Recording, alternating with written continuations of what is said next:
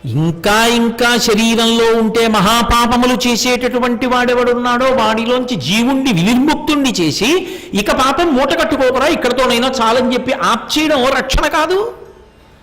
అందుకే సంహార ప్రక్రియ రక్షణ కిందకే వస్తుంది తప్ప ఈశ్వరుడు చేసిన ఏ పనైనా కూడా రక్షణయే. అసలు రక్షణ చట్రంలోకి రాని పని ఈశ్వరుని యందు ఉండదు సనాతన ధర్మంలో. శివుడు లయకారకుడు అని నేను అన్నాను అనుకోండి, అయ్య బాబోయ్ చంపేస్తాడండి శివుడు అనకూడదు. లయకారకుడు అంటే స్వల్పకాలిక లయం, రాత్రి బాగా నిద్రపట్టేట్టు చేస్తాడు. ఒక్కరోజు శివానుగ్రహం పోనివ్వండి, నీ బతుకు తెలుస్తుంది బయటపడి.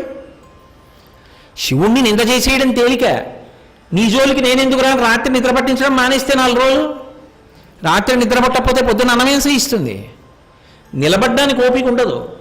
శివుడు లయకారకుడు అంటే స్వల్పకాలిక లయం నిద్రనిస్తాడు, ఆత్యంతిక ప్రళయం జ్ఞానం ఇస్తాడు, మహాప్రళయంలో సమస్త భూతములను తనలోకి తీసుకుంటాడు. ఎందుకు తీసుకుంటాడు? నువ్వు ఎలాగో నన్ను పొందట్లేదు, నేనే నిన్ను పొద్దేస్తానంటాడు. రెండింటికి ఏమిటి తేడా? వాడు ఎలాగో పాస్ అవడిహ 30 దగ్గర అయిపోతాడు, ప్రభుత్వమే మోడరేషన్ ఇచ్చి 5 మార్కులు వేసి పాస్ అయిపోయేవాడు.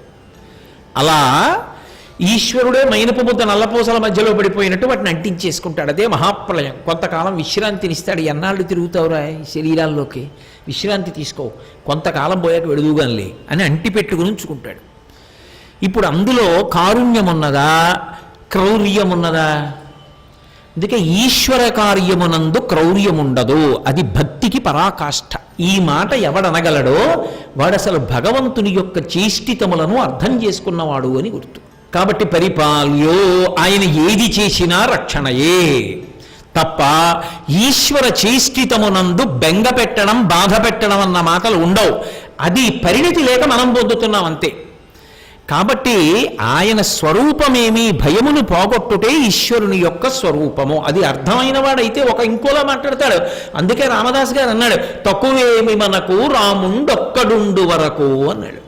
ఎక్కడ? కారాగారంలో పెడితే తక్కువేమిట్రా నాకు, రాముడొక్కడు నా దగ్గర ఉన్నాడు చాలు, భయం ఎందుకురా అన్నాడు.